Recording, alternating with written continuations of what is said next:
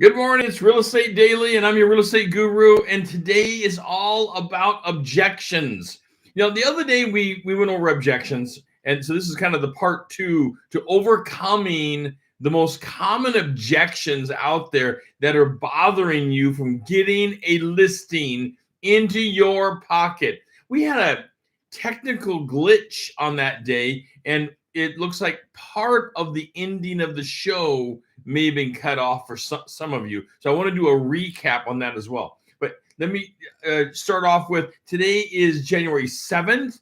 We are in the 7th day of our 10-day challenge to put a listing in your pocket in the first 10 days of the year, growing your business directly. That's exactly what we do here at this channel. That's exactly what we do here at the business. We coach you. We help you. We help you build your business. I want you to have the largest business ever, certainly larger than last year. And I'll tell you, for some of us, last year was explosive, and we can do better this year. No doubt about it.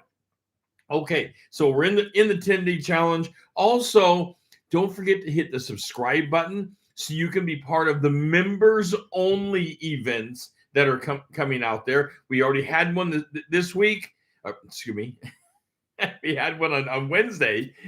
And if you schedule, or excuse me, if you subscribe to the channel, you have access to the members only events. And you don't want to miss them. They take a deep dive. It doesn't cost you anything. All you need to do is hit the subscribe button. Of course, I would love it if you'd hit the like button. That is so meaningful. I love it when people hit the like button or send a heart over. They send something over, and I can hardly tell you how meaningful that is. It really warms a person's heart to get the like button smashed. So please take some time and do that. Let's jump into objections. First, I want to start off with a recap because part of that show was cut off. We started off with the standard objection that almost everybody starts off with, and that is we're going to wait to spring. And then in spring, it's we're going to wait to summer. And in summer, it's, well, we're going to wait till later in the fall. And then it circles back around to we're going to wait to spring again. It's wait. It's always a wait. This objection is shallow, but it is an objection that you have to overcome if you're going to be able to set the appointment. Oh, it's good to talk with you, Rod, but we're going to wait and interview people probably in May when the market's hot. So overcoming the objection of waiting is quite simple, but you've got to have your language down. You've got to practice your language. You have to have it top of mind. Okay, Rod, hi. We're gonna wait until May when the market's hotter. Well, you know what has me worried about that, Mr. Seller, Mrs. Seller? And they're going to say, no. Well, we're in the hottest market right now that we've had in over 30 years. And right now, we have less competition. So tell me, are you willing to take less money for your home in May? Of course, they're going to be saying, no, I'm not willing to take less money for my home. Are you crazy? Well, that's what has me concerned, because right now we have limited competition for your home. You can slip in with a hot buyer's market and have limited competition, where if you wait into May, you're going to have a lot more competition for your home because of how many people will be putting their homes on the market at that time. Even though we're in an inventory shortage, you guys, even though we're in an inventory shortage, there's still going to be a lot more homes hit the market at that point. We all, as professionals, we all know this. There's no question about it. The second objection, this is just a review from the last video on going over overcoming objections.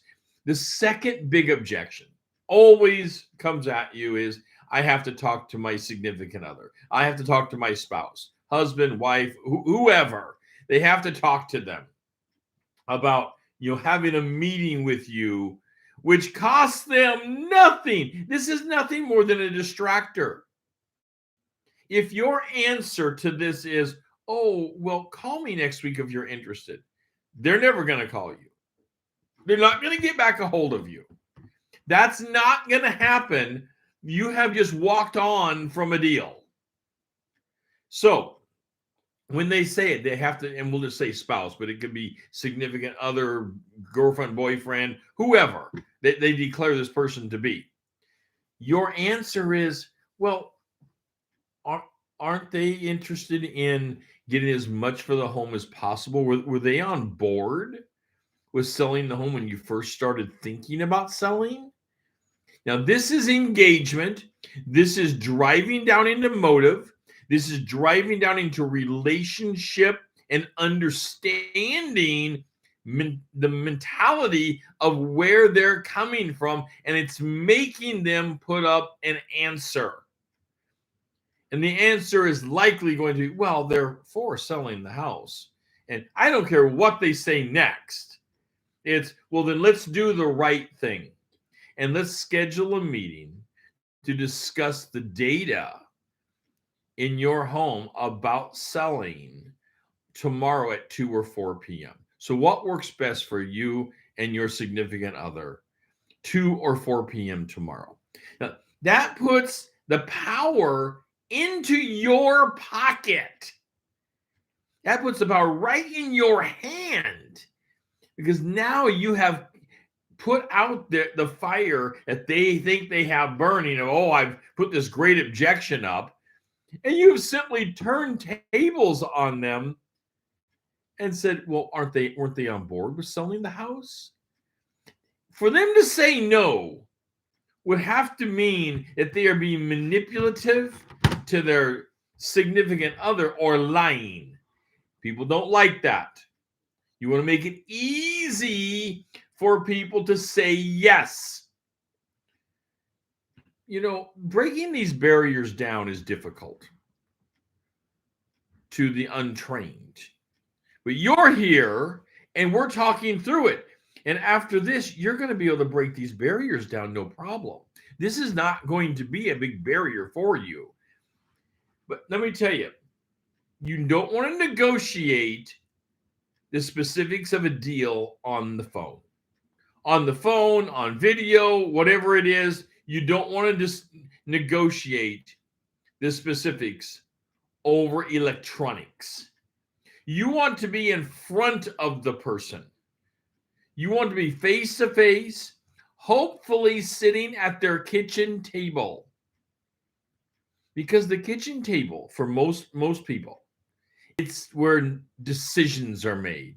It's where life decisions are made. We call it the negotiation table. But when the daughter of the family steps up to tell mom and dad she is going to get married or move out of the house, or she's chosen a college, where does it happen? It usually happens at the kitchen table. The kitchen table is the common place for families where big decisions are made. And you want to get yourself in front of these people after putting out these objections and setting the appointment. Remember, articles of persuasion is attention getter, which we went over attention getter, causing interest, having them say, wow, that's very interesting, and then setting the appointment. Your call to action, setting the appointment. You don't go further. You stop there. Never negotiate dollars, commissions, specifics of the deal on the phone or any kind of electronics, because you want to be in front of them. It is critical to be in front of them because you need to show that you are a real, live, air-breathing person. I chuckle because, you know, people think all kinds of things about people on the phone and across electronics. Who are you? What's going on? Until you have a relationship, you don't want to discuss those kind of things because they're considered private. They're confidential. They're private in nature. And you need a deeper relationship with the seller to pull that together. So don't try to take the next step on the phone. It won't go well for you 99% of the time. Now, you get lucky and someone says, well, let's go ahead and put a deal together. That's terrific. Kudos to you. I love it. By the way, I'd love to hear from you in the chat room as to what kind of objections are you seeing right now? Are you seeing any new objections? Or are all the objections still the same old, I want to wait till spring? I need to talk to my spouse. Are you still seeing those as the two big ones? What else are you seeing objection wise that's in the market right now? Now, I am adding two more. So that's just a quick review of where we were at on objections, but I want to add two more going down the list of large objections that sit out there that people think, oh, I've got this objection and you won't be able to do anything about it, so I'm going to lay it on you and you're just going to roll over. But the answer is no. You're going to have an answer. The next objection is, I need to remodel my kitchen. I need to remodel my bathroom. I'm doing a floor remodel. We're remodeling right now, and we need to talk in May or June. I'm planning a remodel and I have contractors coming over, and why don't we talk after I talk to the contractor? All of these type of remodel questions sit out there, and they're nothing more than a distractor. Your answer to the remodel question is fantastic. I love the fact that you're looking at remodel.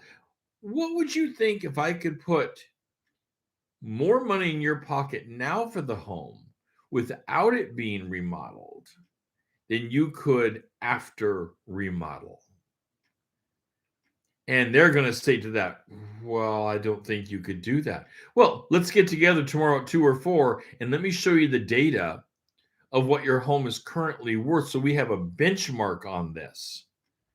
And then we'll take a look together at what you're planning to remodel in the home and what the value of that remodel might be. Let me tell you what people commonly think about remodel. They put $10,000 into their home, they're going to get $40,000 out. I'm telling you, this is what people think. Let me know in the chat room. What have you heard from people? Generally, what people think on this is they put $1 in, they get 4 out. Because what they're thinking of is new construction and things like this. It doesn't work that way for standard standing homes that are being remodeled.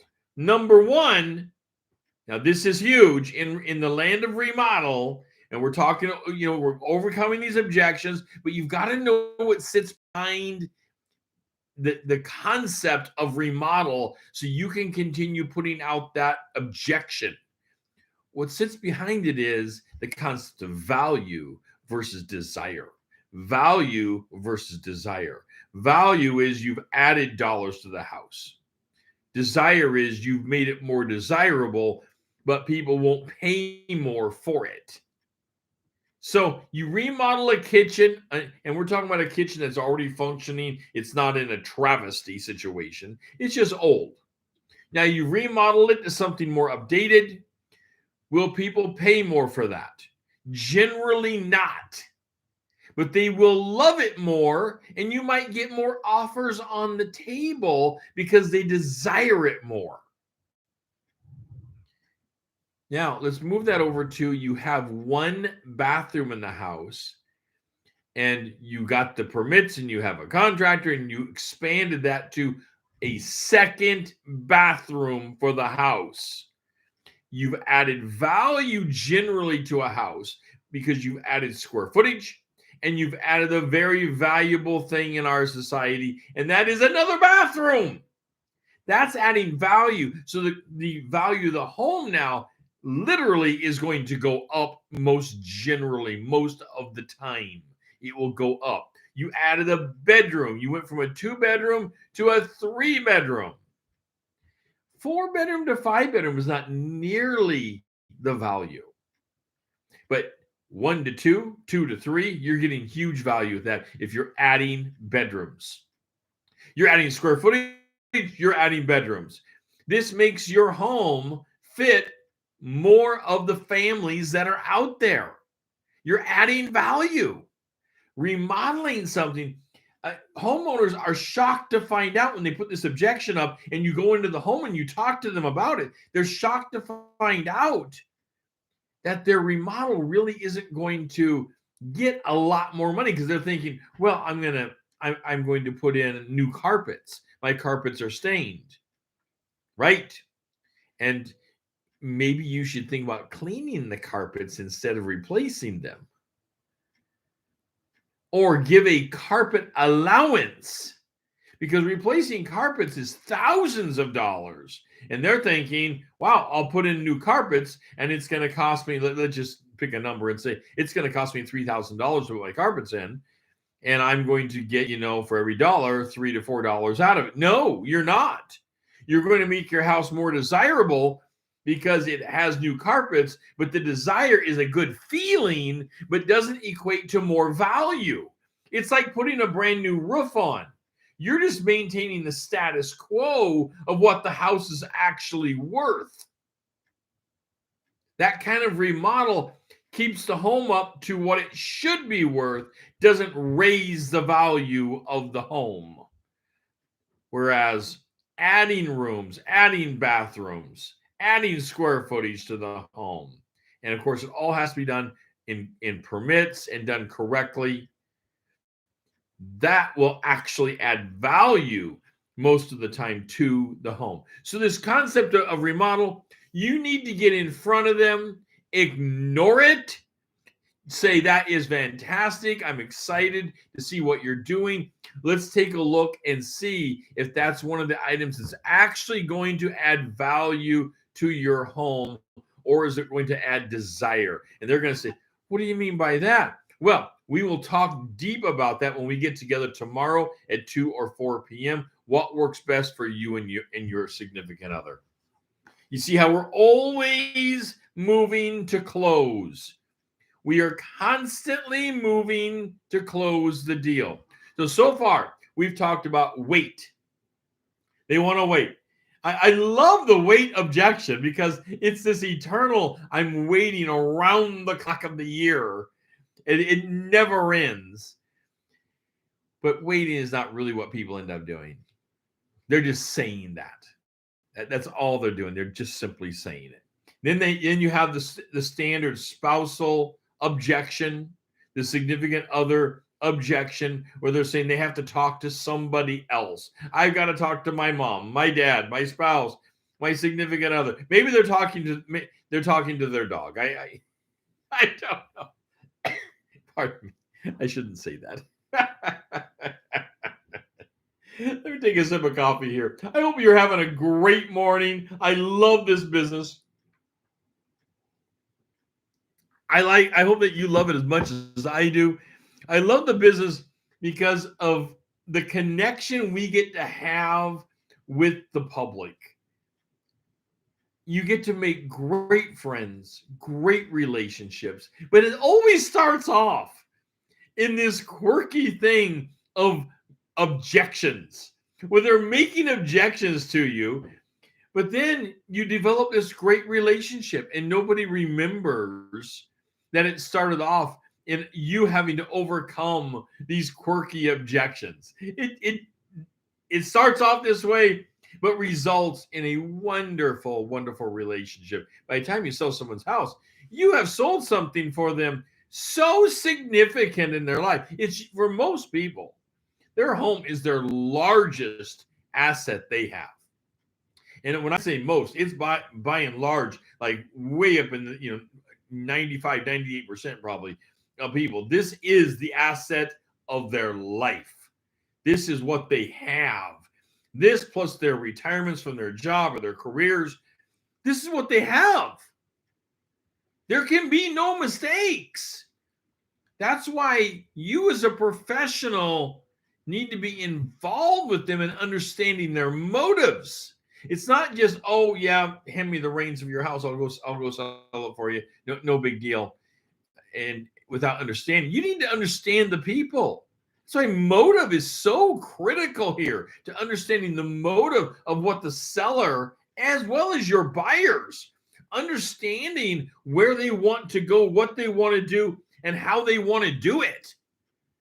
Why that is so unbelievably critical to moving it forward, because you can have people you have helped so substantially. I can hardly count the amount of people I've helped move into a situation they didn't think they'd be able to retire, but by selling and rebuying and moving assets around, we were able to help them retire. But it always goes back to starting off the relationship with these quirky objections. And the objections really, they never change over time. They've been this way for years and years and years, because this is how people think. You and I would have probably the same objections when some odd person calls you up and wants to talk about the biggest asset in your life. Pardon me. Well, we got wind out here today like crazy. I mean, Corbett, Oregon is known for wind. We get wind like 30, 40 mile an hour all the time. But today we're having gusts up there around 70, somewhere in the, I think, the 60s, 70 mile an hour area. And every year we tend to get winds in this area of 90 to 100, at least for a short period of time. Gusts up to that level. The mouth of the gorge can really crank it up. All right, let's get on to our fourth objection that we're talking about today. And our fourth objection, they're all a little silly when it comes down to it, because they're just objections. The fourth objection that is common out there is, it's tied to the wait objection. So they're tied together. I need to wait because you can't get enough money in this market. I need to wait for the market to catch up to me so I can make enough money on this home. Now, there are assumptions in this that they actually know the market as well as you do. They're not recognizing that we are at an over 30-year high of the market right now. Right now, we're at an over 30-year high of the market. If they can't get the dollars they need for this house right now, maybe they're going to be waiting not months, but a long, long time. Because the market is on fire. Absolutely. And we have, for the seller, what an amazing time of almost no competition. There are so few homes on the market right now. You might be the only one in your entire neighborhood area. You can command a price that is just substantial with competing offers. It is amazing. But this fourth objection, that I don't think my house is worth enough yet. Your answer to that, again, is simple. Now, repeating the question to them often is terrific, because it shows that you are listening and people want to be heard. You can't just, overlook them and just move on. You have to discuss this with them. I understand, Mr. and Mrs. Seller, that you are concerned that your home may not be worth enough. I have been pulling comparative market data on your home in your neighborhood. And I look forward to sharing this data with you so you have the data in your pocket. I'll share it with you at 2 or 4 p.m. tomorrow. Now, they're going to say directly to you, well, what is it worth? When we get together tomorrow at 2 or 4 p.m., I will share this with you directly and give you all the data. Just tell me the number. Just tell me. That's what they're going to say. Just tell me the number. That's all I want to know is tell me. Do not tell them the number. Now you've got their attention. You've engaged in a conversation. You know you have their attention because they're asking now their way into your head on this. This is amazing. What you need to do is just simply hold to it and say, the data is confusing, but I have pulled it together into some spreadsheets that are highly visual for you. And I look forward to getting together with you and your spouse tomorrow at 2 or 4 p.m. What works best for you, 2 or 4 p.m. Don't quote numbers over the phone. Don't quote numbers over the technology unless you have a relationship with these people already. I'm talking about new listings. You don't have a relationship with these people. You don't want to give away the number because they're going to think that by getting the, so all of a sudden you say $400,000. Well, they think then that's all you have to offer. Now we know that's not true. The number is not all you have to offer. It's your analysis and your negotiation skills that you have to offer. But you've got to get in front of them to show that you are a living, breathing human being, professional that knows their neighborhood and understands how to get this number for them and why getting this number for them is within your marketing abilities and how you would go about doing it. Of course, you're taking a contract to be signed. Of course. These are the 4 big objections. There are others. Look forward to hearing from you on the chat about them. Now, if you're having trouble getting people in your pipeline, here we are in 22. You should be having the career of a lifetime. If you're not having that career of a lifetime yet, we are here to help you build. We have a Kickstarter program. We have live coaching one-on-one. You're not put into a big coaching pool of people. We have live coaching one-on-one to build your business directly. That's what you want. You want answers directly. You want people who can help you build your business and understand your motives and where you're at in your market. That is critical. That's what you need. Your family deserves it. You deserve it. You got into this career because you love real estate. And like a lot of people, you find maybe that you don't have as many leads as you need. And a lead is not a client. And you don't even have enough leads. If you don't have enough leads, you certainly won't have enough clients. There's no doubt about that. We absolutely know it. You don't have enough leads, you won't have enough clients. Well, we can help solve that. We can help you build the business of a lifetime, and it can start in the year 22 in January right now with live coaching and our Kickstarter program. We can put you on top. Now, the next thing I need you to do is hit the subscribe button so it opens up the members only opportunities for you, and hit the like button. I would love it if you'd hit the like button. I find it fun that people hit the like button, and it sends over just the quick message of, hey, I enjoy this. And also, you can listen to this on podcast. We are simulcast over on podcast. There is a delay on the podcast, unfortunately, but the podcasts are over there. They come up a day or two later, but the whole show is available on the podcast. The members only part is not at this point. You will have to subscribe on YouTube at this point to get to the members only as a subscriber to become a Guru member. Thank you so much. I look forward to helping you build your business. This is Real Estate Daily, and I am your real estate guru, and we'll be talking tomorrow.